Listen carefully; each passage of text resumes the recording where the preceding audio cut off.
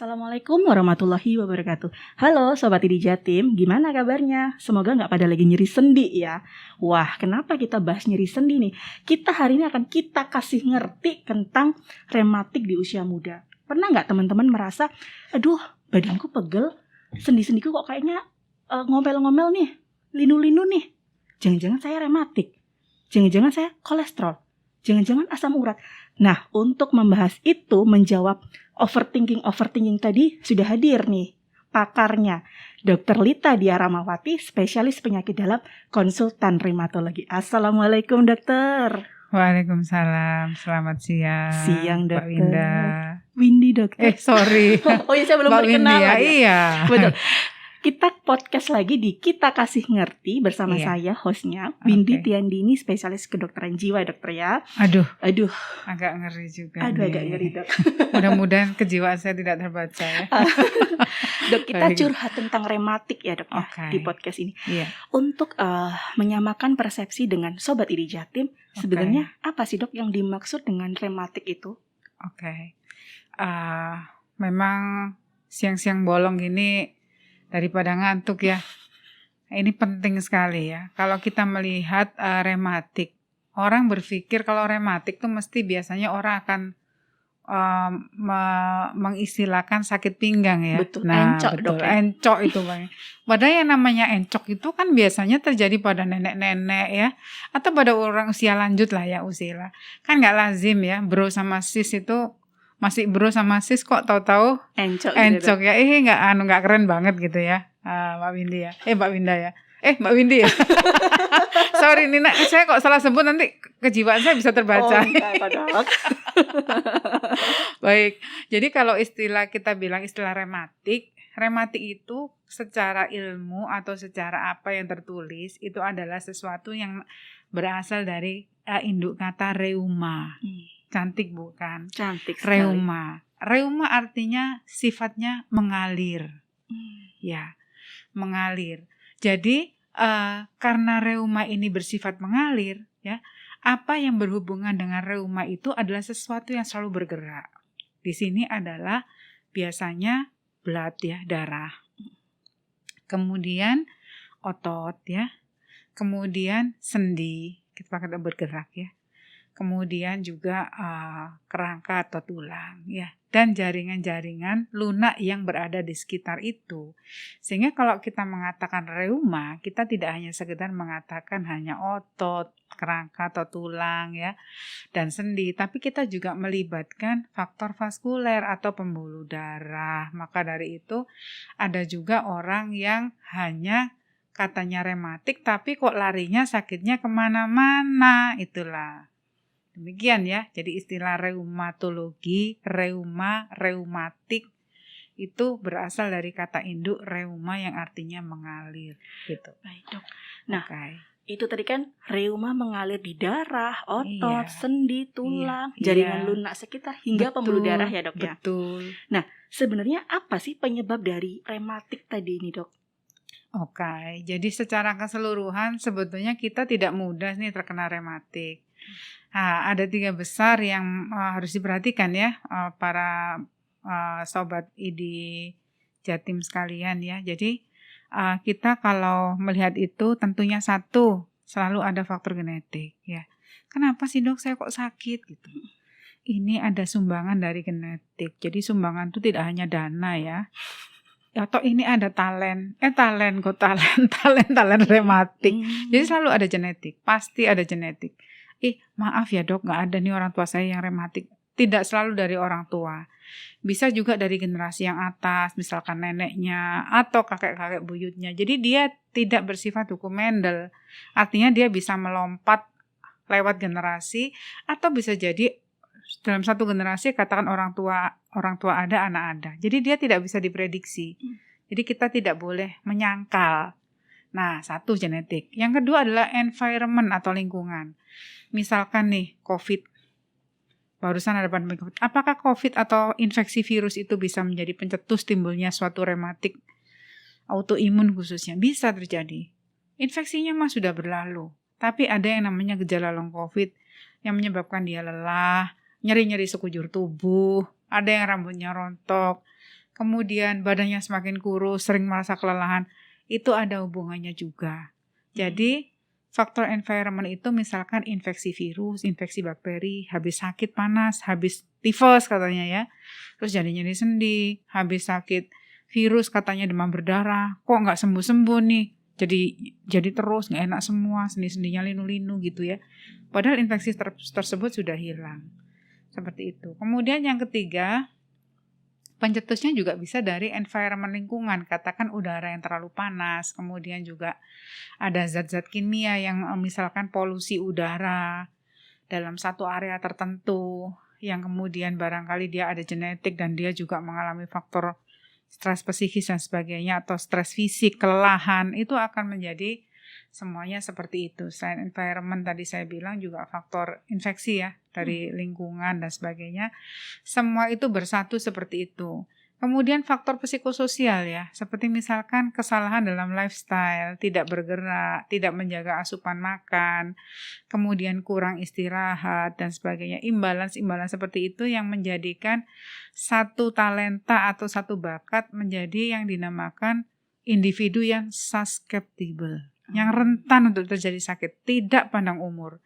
Karena ada definisi tersendiri untuk penyakit rematik, itu ada definisi berdasarkan umur, berdasarkan ras, berdasarkan jenis kelamin, Mbak. Itu menariknya rematik itu di situ. Oke, namanya cantik, menarik, tapi kayaknya Aduh, nggak enak ya kalau kena susah, ya dok. ngeri banget. Linu semua. Dok. Nah, ini dok, gejala dari rematik ini apa aja sih? Apakah cuma tadi linu-linu lah, encok lah, Nah, gitu, itu mager dia. gitu? Iya, jadi istilahnya begini, kapan kita mengatakan gejala rematik sesuatu yang serius? Ya, kapan kita bilang cuman nyeri-nyeri biasa, enggak usah dihiraukan. Kapan kita harus ke dokter dan sebagainya ya.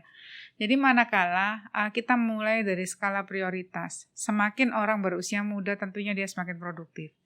Kalau pada orang berusia muda, katakan dia umur 20 sampai dengan umur 40 kan, atau 45, jadi dekade 2 sampai 4, kemudian dia mengalami nyeri sendi pada area tertentu, misalkan pada tangan, baik itu satu tangan atau dua tangan.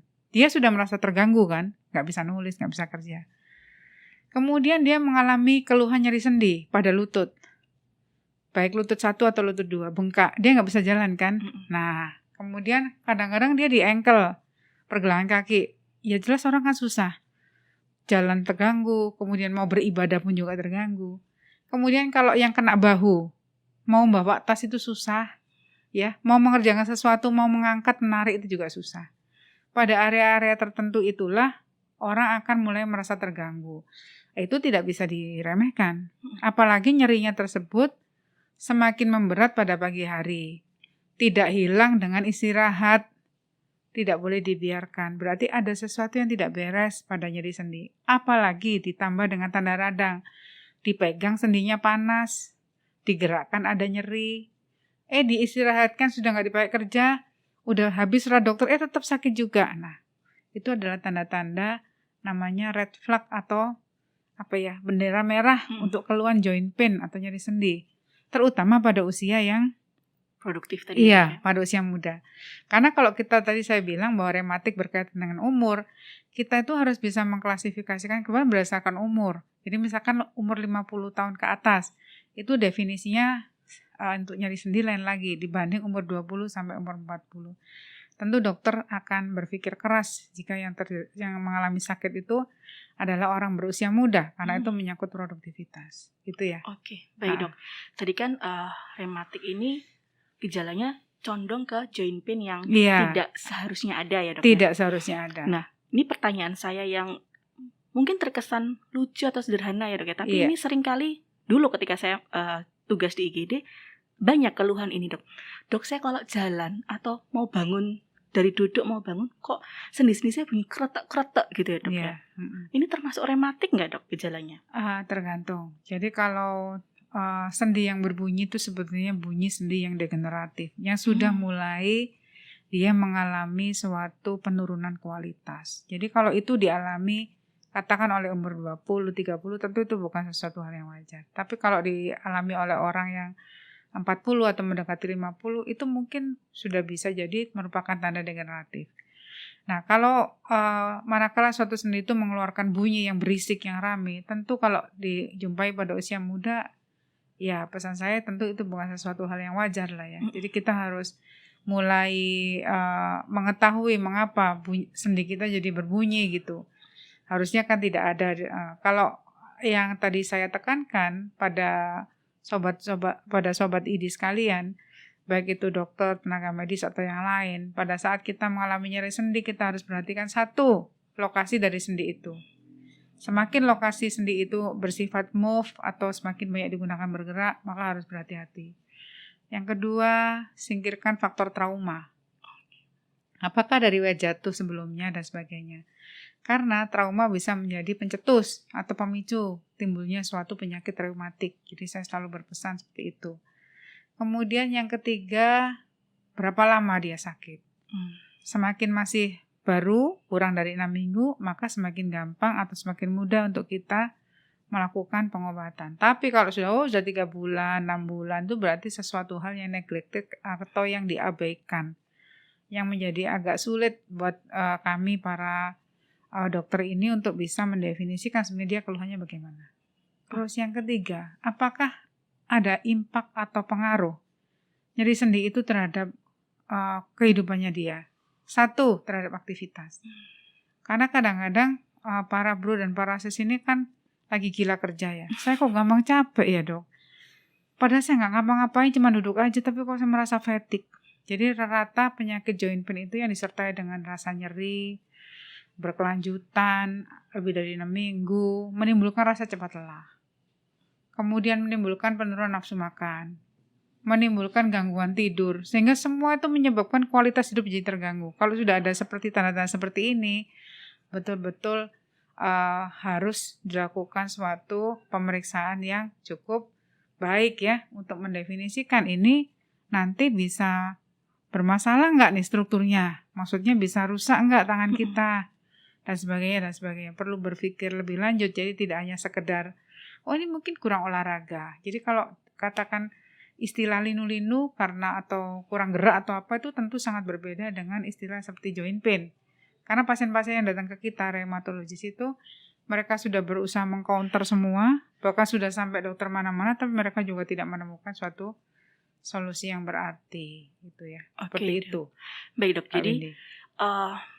Usia itu kan juga memengaruhi dari gejala yang dialami ya dok ya. Betul. Nah kita kan suka mikirnya linu-linu lah apa, ya namanya juga faktor U, faktor umur gitu dok. Betul. Nah faktor U kan juga sebetulnya bukan hanya 50 tahun ke atas ya, Betul. tapi anak-anak muda, para brosis sobat ID Jatim gitu dok. Nah rematik sendiri bisa nggak sih terkena pada bro dan sis sobat ID Jatim yang masih usia muda gitu dok? Bisa banget. Jadi semuanya tuh, maka dari tadi itu tergantung sama genetik ya.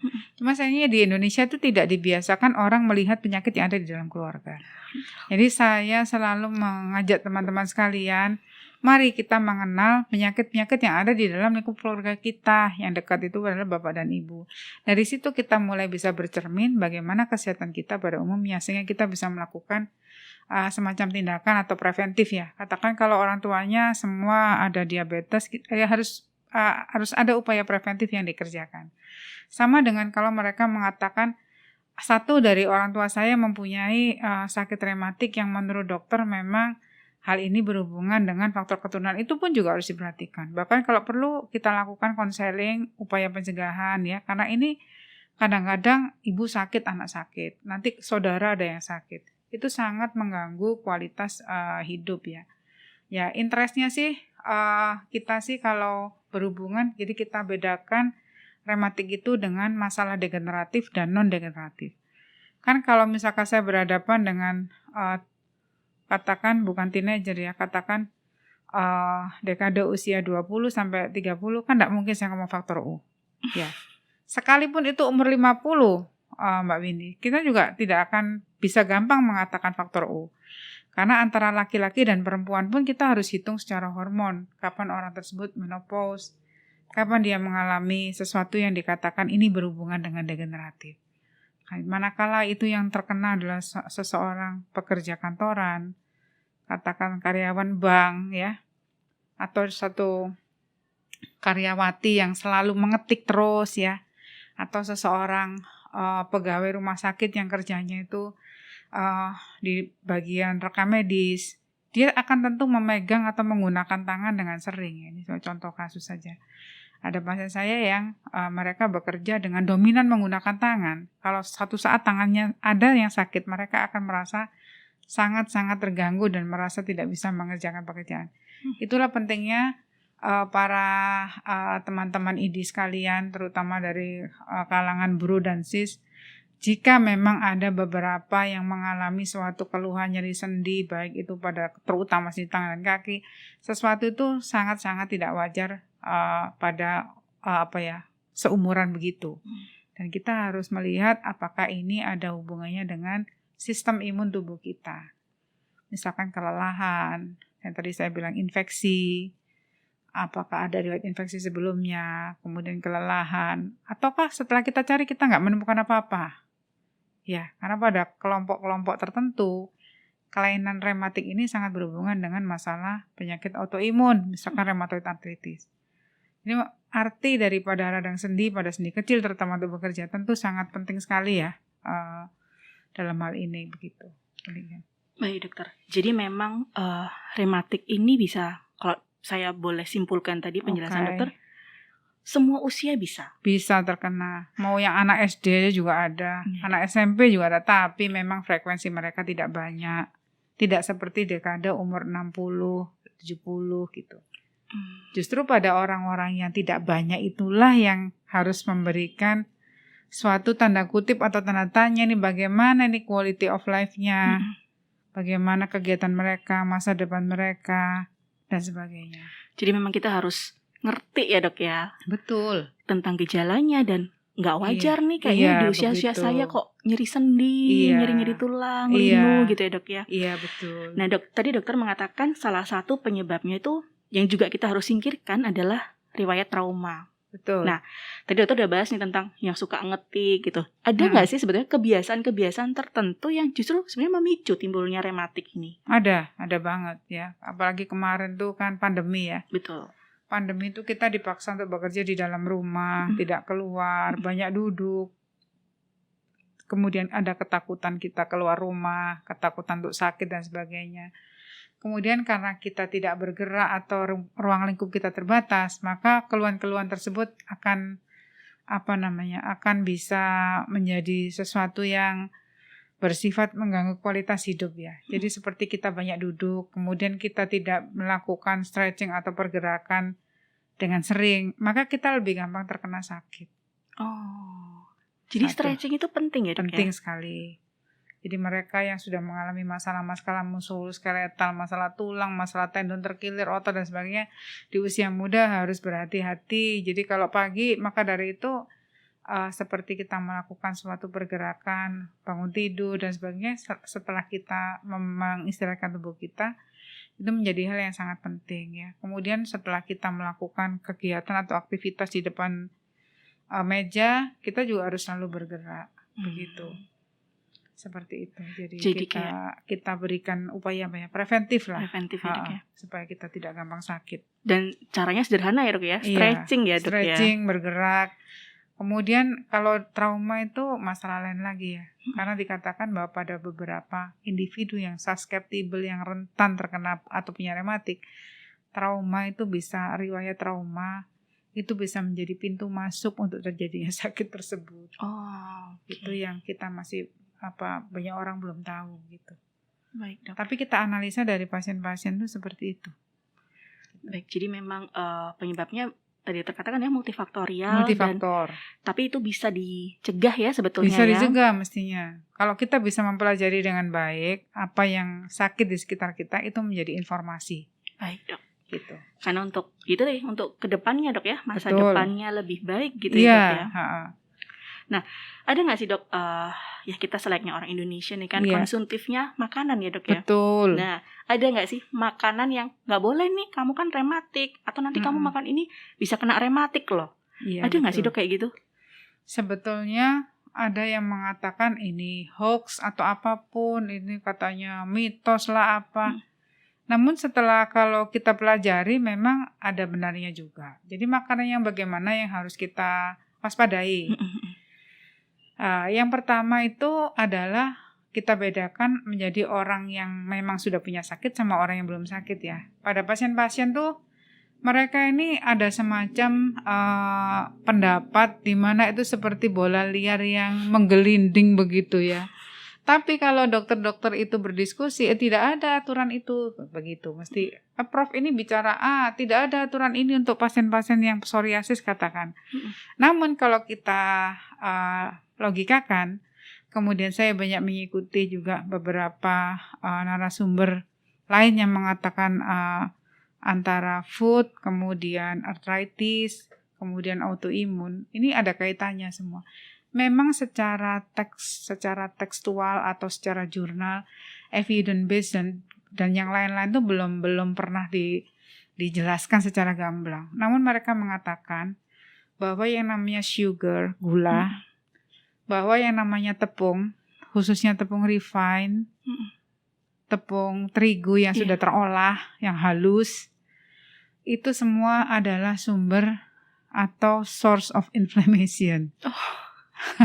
Dan itulah yang banyak dikonsumsi oleh anak muda zaman sekarang. Betul. Entah itu ditawarkan dengan sistem diskon lah, atau dengan sistem buy one get one atau apa. Kita harus segera menyadari bahwa yang namanya makanan yang tinggi gula, kemudian yang memang berasal dari makanan olahan tepung, itu tidak boleh dikonsumsi sesering mungkin. Seperti itu. Karena kalau orang yang sudah punya bakat, ini ada source of inflammation dari makanan, mereka pasti akan jadi lambat atau cepat, dan mereka tidak membatasi yang dikonsumsi. Katakanlah ini mumpung lagi diskon buy one get one, aku beli banyak lah ini. Nah, akhirnya otomatis konsumsinya juga meningkat. Dan gula itu kan adalah seperti dopamin ya. Sekali kita minum atau makan, itu kan membawa suatu kesenangan. Nyandu juga. Dan itu juga tidak mudah diputus. Padahal itu yang menyebabkan memicu terjadinya suatu inflamasi dan peningkatan dari reaktif oksigen spesies.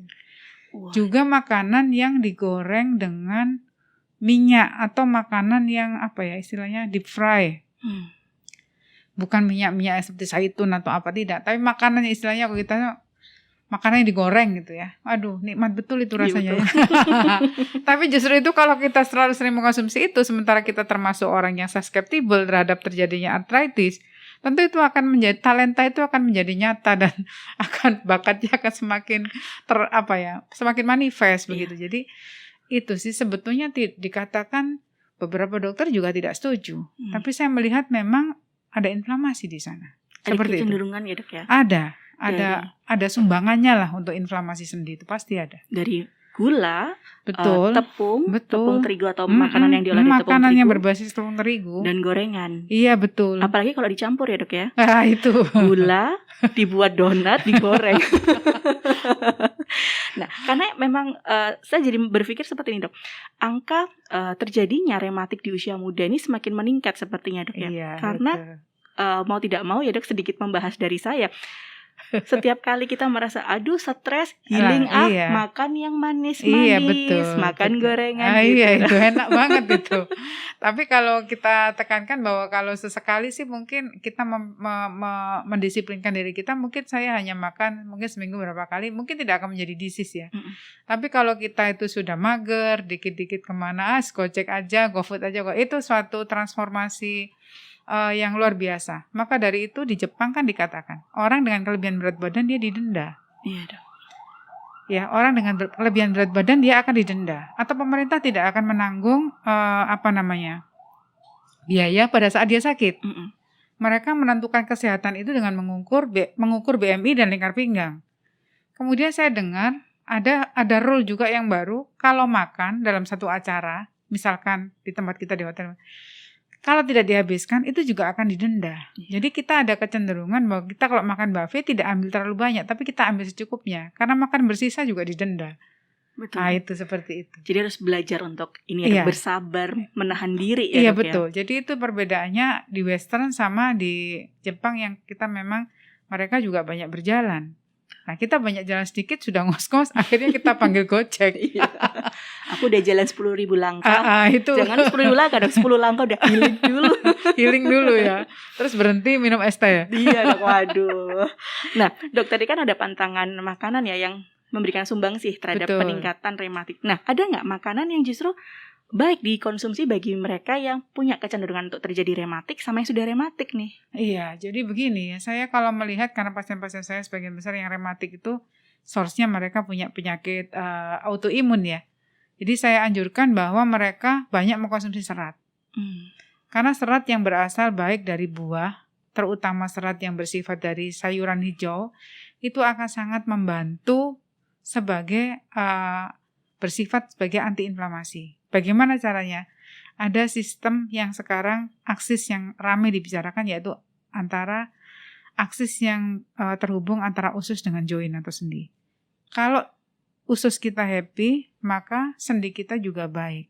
Sebaiknya kalau usus kita bermasalah, yang lambung lah, yang kronis lah, yang mah lah, yang atol lah, maka outputnya pada beberapa orang itu akan menyebabkan resiko terjadinya nyeri sendi.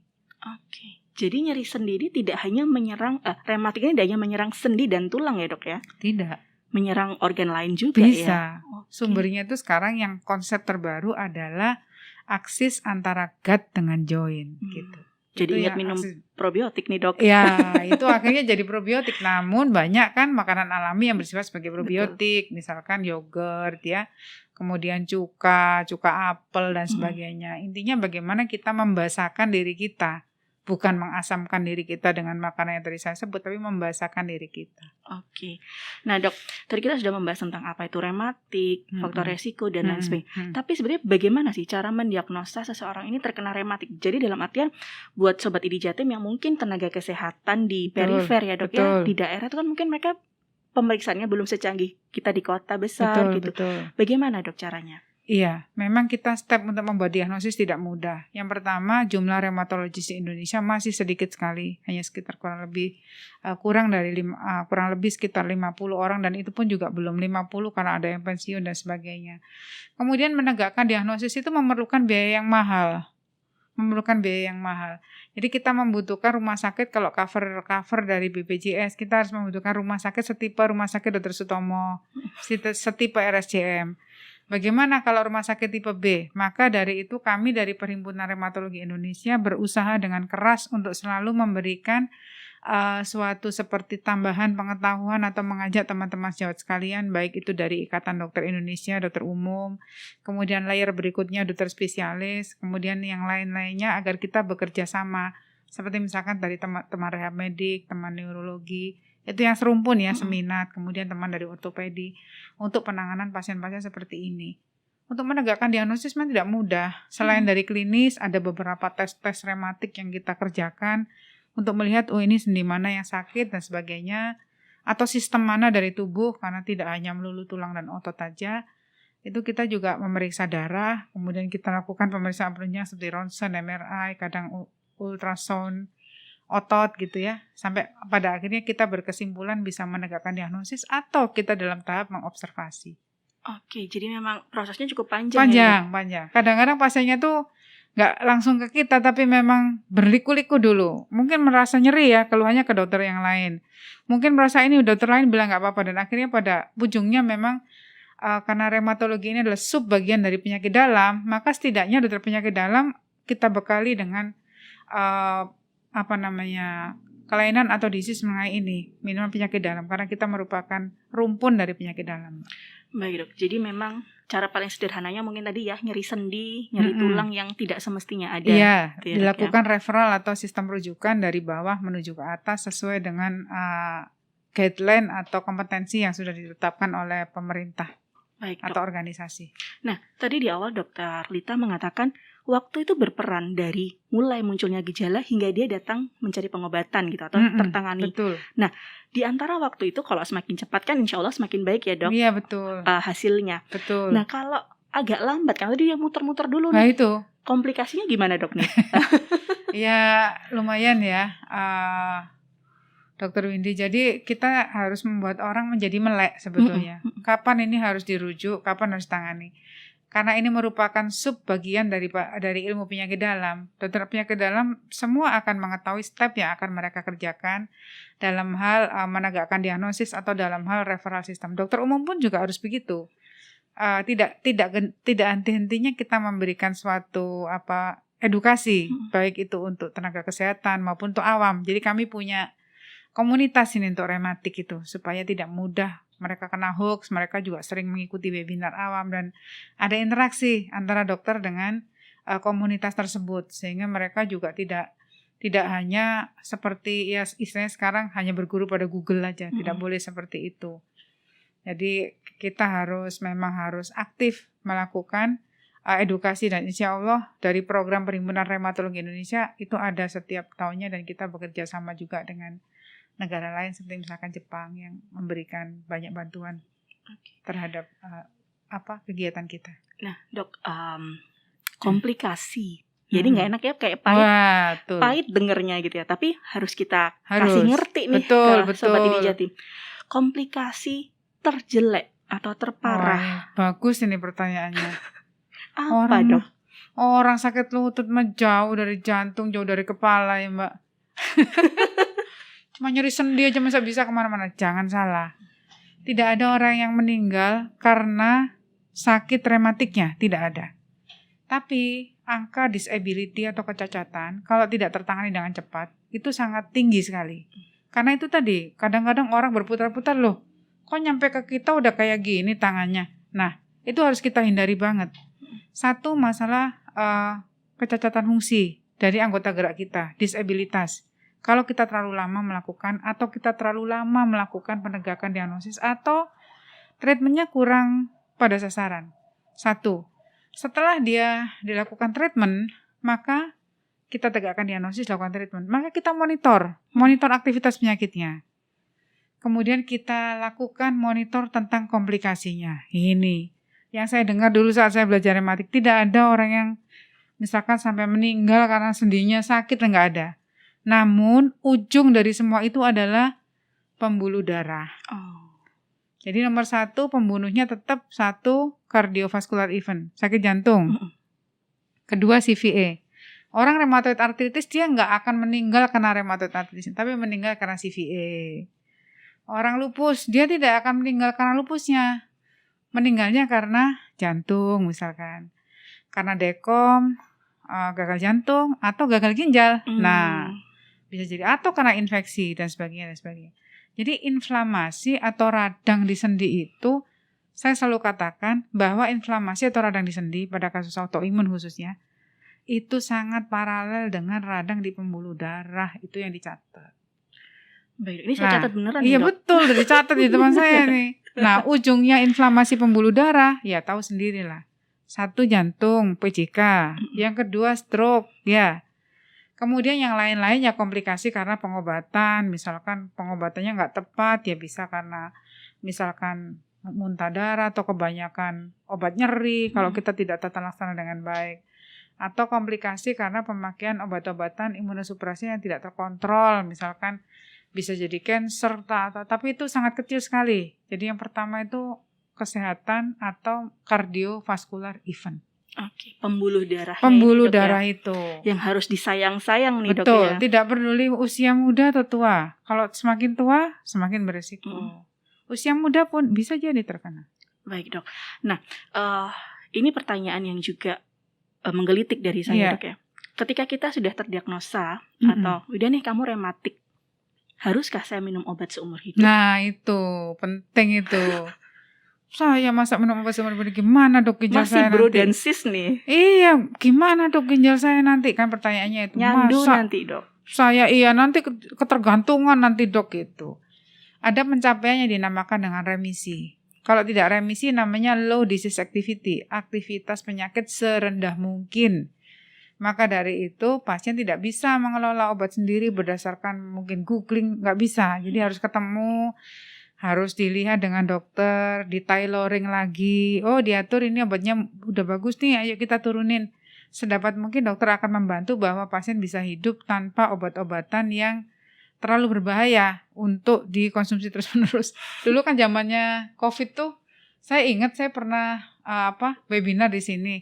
Kapan kita minum obat, bagaimana obat kita ini, obat-obatan imunosupresan apa bisa menyebabkan orang bisa malah kena COVID dan sebagainya. Jadi itu pun juga pada saat COVID pasien-pasien kita banyak yang melepaskan obat karena mereka ketakutan terkena COVID. Pada saat mereka melepaskan obat, autoimunnya atau rematiknya menjadi berat, malah mereka menjadi sakit. Jadi semua penurunan dosis obat itu mestinya serahkan pada dokter yang biasa mengontrol ya, menghandle.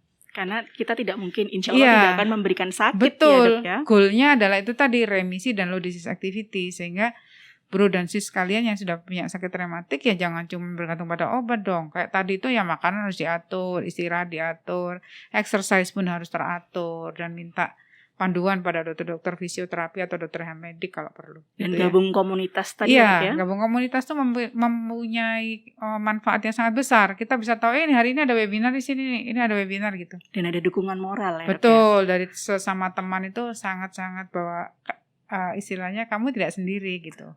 Kita menjadi semangat. Kita selalu bersama gitu ya. Wah, luar biasa nih. Kita kasih ngerti rematik di usia muda sama Dokter Lita nih. Nah, sebagai pertanyaan terakhir yang walaupun saya tidak pengen akhiri ya Dok ya. Iya, ngobrolnya seru banget tentang rematik. Ada nggak sih Dok pesan untuk orang yang mengalami rematik di usia muda dan untuk keluarganya mungkin atau partnernya gitu? Harus gimana sih gitu? Penting banget ini. Karena kebanyakan mereka yang tidak mengerti partner pasangan hidup punya sakit ini agak bete ya. Dikira rewel gitu ya, Dok ya? Betul, dikira aleman, dikira rewel. Jadi saya kalau memang ada pasien ya, terutama kalau itu nona-nona gitu, saya tanya selalu sudah menikah gitu. Belum Dok, calonnya diajak dong gitu. Atau kalau tidak, mana suaminya gitu. Paling tidak setidaknya mereka menjadi partner siaga atau suami siaga. Dalam artian sesuatu yang dialami itu harus dimengerti, bukan disalahkan.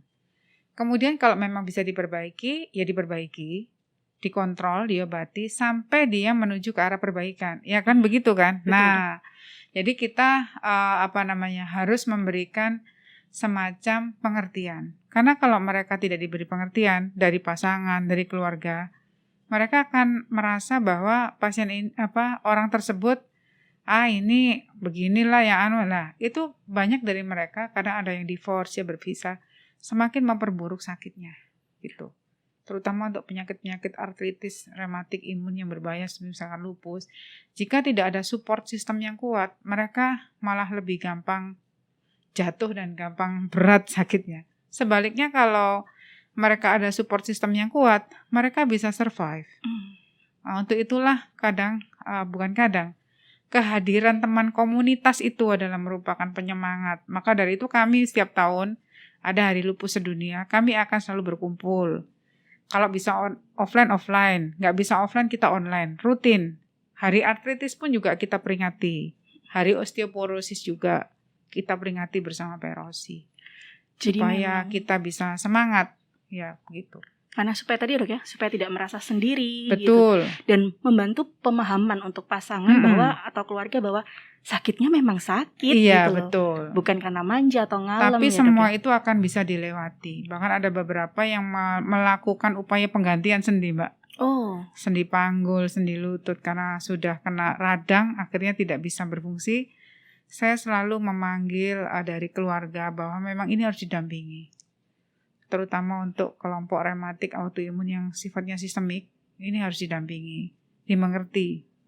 Ada beberapa yang rela keluar dari pekerjaan karena memang sudah tidak bisa lagi gitu. Jadi harus semua dibicarakan bersama-sama, dijadikan solusi. Baik, jadi rematik ini di usia muda mungkin sesuatu yang bisa dihindari ya Dok ya. Tapi kalaupun itu sudah terjadi itu bisa diobati ya Dok, dalam artian mencapai remisi atau low disease activity tadi. LDA itu tadi sistemnya. Baik. Dan pentingnya dukungan partner atau keluarga di sini ya Dok ya. Berarti sama-sama belajar Dok ya, pasiennya dan pasangannya. Jadi teman komunitas itu sangat besar. Partner suami istri atau partner katakan belum menikah, dia harus selesai mendesak. Kamu sudah bicara dengan keluarga suami, keluarga calon suami sebelum menikah bahwa Anda memang punya autoimun, mereka harus tahu. Jadi kalau mereka tahu, biasanya pasien ini akan selamat, akan survive. Tapi andai kata ini tidak mengerti, justru faktor lingkungan itu tadi yang saya bilang bisa semakin memperberat. Wah, luar biasa sekali. Edisi kita kasih ngerti rematik di usia muda mah Dokter Lita nih mantap surantap gitu kalau bahasanya Bro NC sekarang ya dok ya. Iya. Jadi memang pentingnya mengubah pola hidup menjadi lebih sehat. Jangan kebanyakan healing, makan gula, makan tepung, makan gorengan, jaga berat badan gitu. Olahraga dan istilahnya cara termudah untuk para pekerja adalah selalu ingat untuk stretching ya dok ya. Iya betul. Selalu makanan yang masuk harus sehat juga. Betul, dan banyak makan serat. Iya betul. Oke, luar biasa. Info dari Dr. Lita Diah Rahmawati, spesialis penyakit dalam konsultan reumatologi. Nah, Sobat ID Jatim, kita kasih ngerti rematik di usia muda gimana? Banyak kan infonya? Jangan lupa tonton podcast-podcast kita sebelumnya dan setelah ini. Sampai jumpa di podcast ID Jatim selanjutnya. Wassalamualaikum warahmatullahi wabarakatuh. Terima kasih dokter. Waalaikumsalam warahmatullahi wabarakatuh. Terima kasih Dokter Windy. Sama-sama dok.